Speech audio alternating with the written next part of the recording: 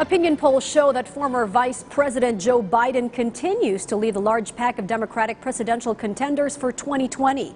But concerns about Biden's age and his habit of making verbal gaffes have some Democrats questioning whether he would be the best candidate to go up against President Donald Trump next year. VOA national correspondent Jim Malone has more from Washington on Biden's status as the Democratic Party frontrunner.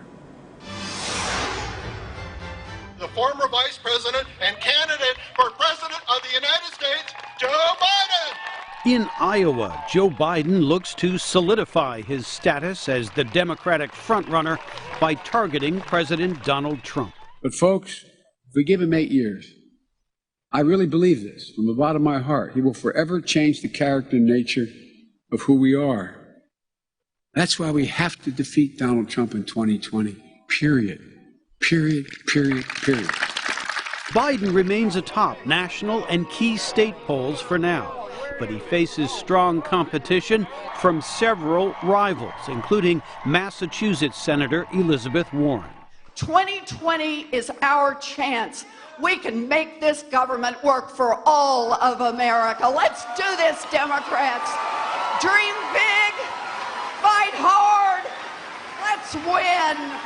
Well, God love you, Mr. Vice President. Despite the fact he is 76, Biden remains an energetic campaigner.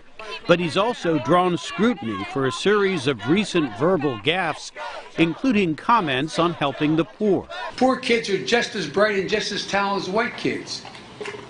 Wealthy kids, black kids, Asian kids. Biden has also become a frequent target for the man he would like to face in next year's election, President Trump. Joe Biden is not playing with a full deck. This is not somebody you could have as your president. But if he got the nomination, I'd be thrilled. We all talk about these things. I did it. Biden has taken some hits in the first two debates, but has also shown some resiliency, says analyst Vanessa Beasley. There's still some good evidence that people in the Democratic Party think that he is the person with the best chance of beating Trump. I think there's a lot of forgiveness in that crowd right now because they want him to maintain that status of the most name recognition, the highest chance of beating Trump. The first votes in the Democratic primary campaign do not come until February, and that leaves plenty of time for rivals to gain on Biden, says Kyle Kondik. I think if Biden is still leading as we get into September and October, after we've had a few debates, that will prove that he's a more durable frontrunner. But it's also possible that under this heightened amount of scrutiny, that some of his support may go to some of these other candidates, and then maybe it'll really turn into a truly wide open race. Democrats also remain split over whether to focus mostly on Trump or push for sweeping economic and social reforms, says analyst Darrell West.